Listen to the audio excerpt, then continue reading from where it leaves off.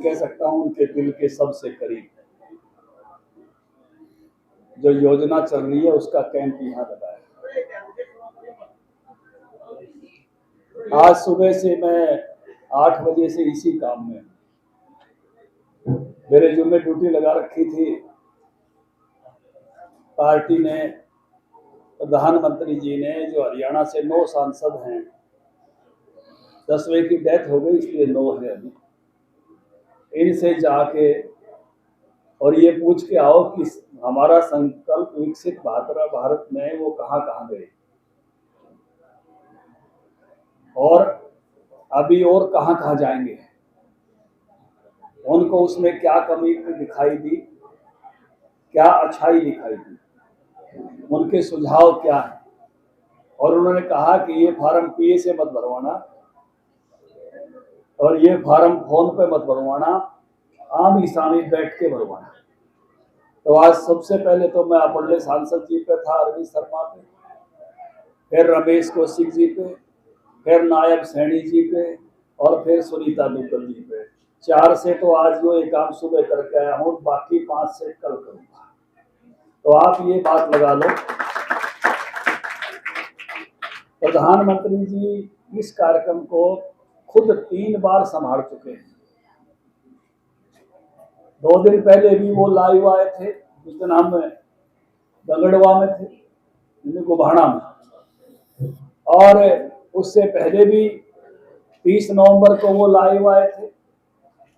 उससे पहले जब शुरुआत की थी तो लाइव आए थे, और अभी फिर अगले सप्ताह फिर इस कार्यक्रम से प्रधानमंत्री लाइव जुड़ेंगे। अब ये अपने आप में एक पूर्ण बदलाव है। पूर्ण बदलाव इसलिए है कि हम ये कहते हैं, कभी से कहावत सुनी है, गांव में आप सब बुजुर्गों से सुनी है कि कुआं प्यासे के पास नहीं आता, प्यासा कुएं के पास जाता है। लेकिन आज कुआं प्यासे के पास आया हुआ है। ठीक कह रहा हूं?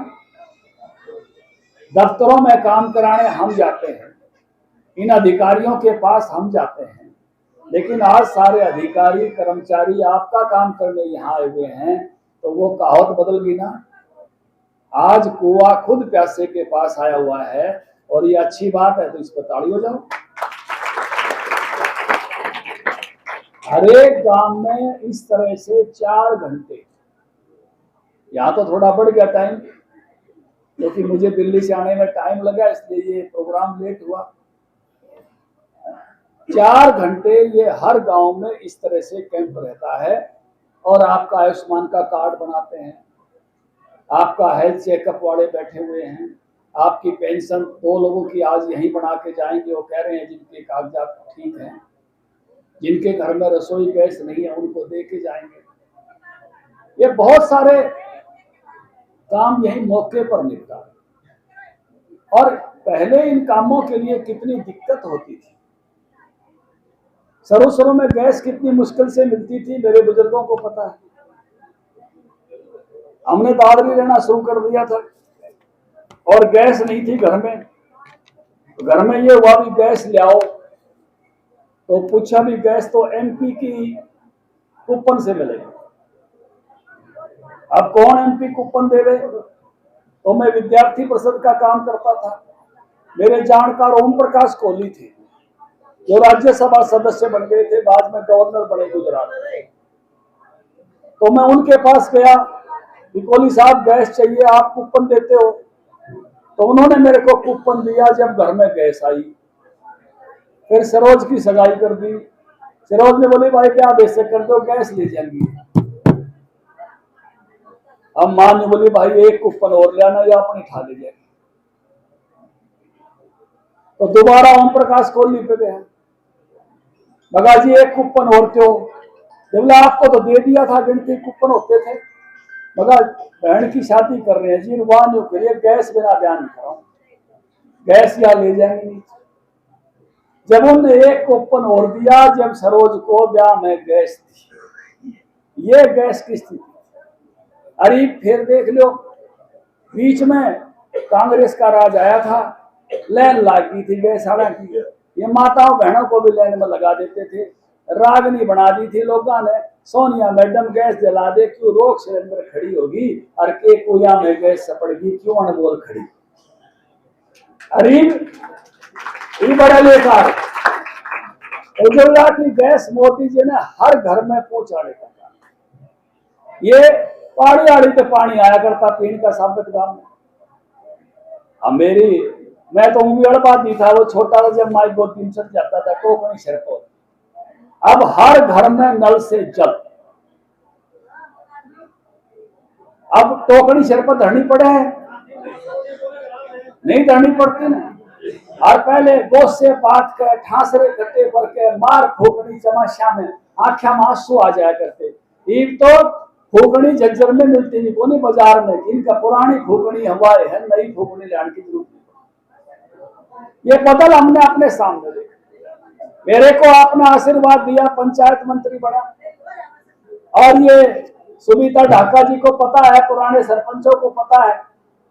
पहली शर्त ये रखी थी कि जिसके घर में शौचालय होगा उसको पंच सरपंच का चुनाव लड़ने देंगे। 4 शर्तें लगाई थी और उसमें से एक शर्त ये थी, और इसको मोदी जी ने भी तुरंत पकड़ा और पूरे देश में खुले में शौच मुक्त। अभी बच्चों ने इतना अच्छा नाटक दिखाया, मैं उनकी बड़ाई करता हूं। और आज जिस बच्चे ने पार्टिसिपेट किया है 100 रुपए सबके चॉकलेट के नाम पे दिया था, गिनती करके बता दें। बहुत अच्छा नाटक उन्होंने दिया। तो पूरा देश ओडीएफ कर दिया। नहीं तो बटेव आ जाता, उसने भी जो कहते 4 बटेव उठा बोतल तक घुमा जाऊं। ये हालत थी हमारी। ये बदल हमने अपने समय में इन्हीं 9 सालों में। और उससे भी आगे पहले अमेरिका के बारे में सुनते थे कि भाई कोई बीमार हो जाए तो अस्पताल में भर्ती हो जाओ, अपने आप इलाज करें। अब मोदी जी ने आयुष्मान कार्ड बनाए, अपने गांव में 1439 आदमियों का आयुष्मान कार्ड बना और 152 लोग इलाज करा चुके। 24,91,000 रुपए उनके इलाज के पैसे सरकार भर चुकी।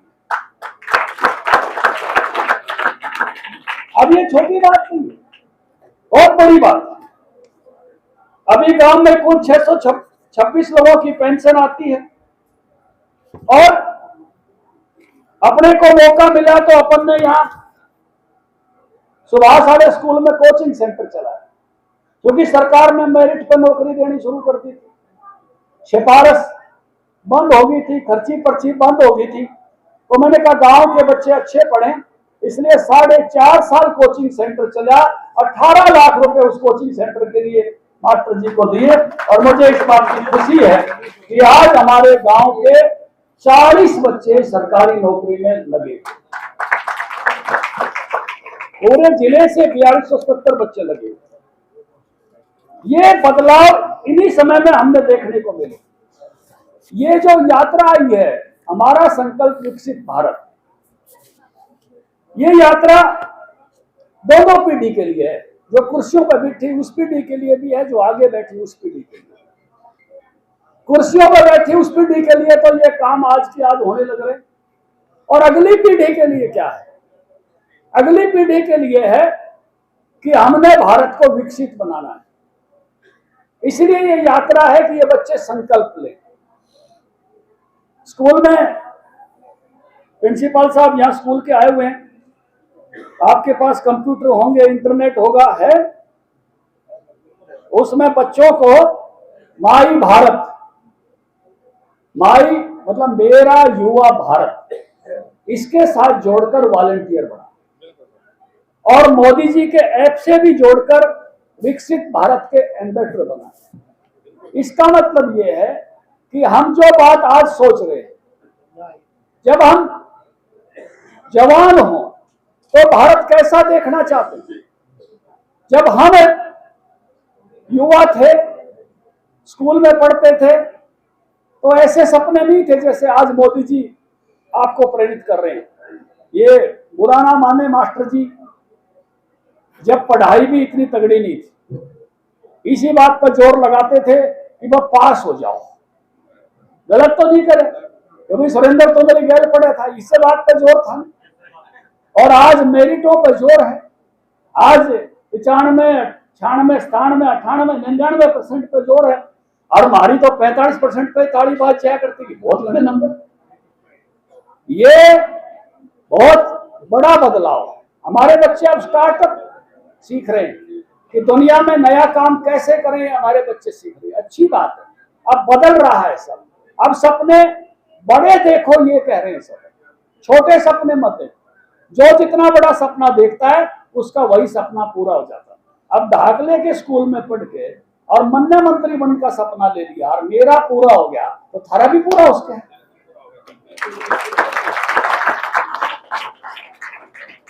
तो सपना छोटा मत ले। छोटे सपने से आदमी छोटा होता है और बड़े सपने से आदमी बड़ा होता है। यही प्रताप ने सरपंच बनने का सपना लिया था तो सरपंच बन, गलत तो नहीं कह रहे। ट्रांसपोर्टर बनने का सपना लिया तो ट्रांसपोर्टर भी बन गया। जो भी आदमी सपने देखता है भगवान उसके सपने को पूरा करता है। पूरा करने का तरीका यही है कि अपने सपने का पीछा मत छोड़ो, उसको देखते भी रहो और आपका दिमाग जो कुछ कहे उसके पीछे लग जाओ। सपने का अगला स्टेप है संकल्प, जो यहां लिखा हुआ संकल्प। संकल्प का मतलब होता है पक्का इरादा। सपना तो कच्ची सी बात है, लेकिन जब सपना संकल्प बन जाता है तो वो हो जाता है पक्का इरादा। और जब हम पक्के इरादे से किसी चीज पर चल पड़ते हैं तो परम पिता परमात्मा उसको पूरा करता है। तो आज हम विकसित भारत का संकल्प लेंगे, उसकी शपथ भी लेंगे। विकसित भारत का क्या मतलब है? आज अपना देश रुपया में 5वें नंबर पर है। 1 नंबर पे अमेरिका है, दूसरे पे चीन है, तीसरे पे जर्मनी है, चौथे पे जापान, हम 5वें पर। अभी मोदी जी कह रहे हैं मैं तीसरे पे ले जाऊंगा, लगे हुए हैं इस काम पर।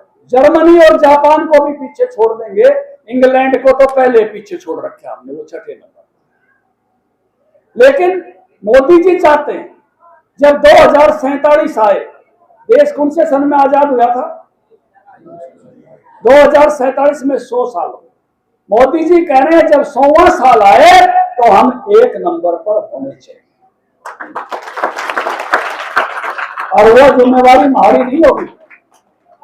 24 साल बाद मैं तो 87 का हो जाऊंगा, अपने आप चल के आने की बजाय हो सकता है कोई पकड़ के ले आवा जीवित रहा हूं। उस समय आप कितने साल के होंगे? 24 में जोड़ दो। वो जिम्मेवारी किसकी होगी? आगे बैठने वाली पीढ़ी की, आपकी पीढ़ी की होगी।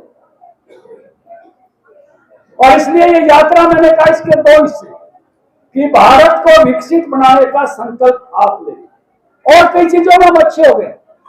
पहले केवल अमेरिका चांद पे जाता, रूस पे जाता, बिना रोड़े के देते भाई, चुपचाप दे, बिना रोड़ा करे खा लो, बिना बोले। आज हम भी चांद पर गए, हमारा भी चांद पर उतरा।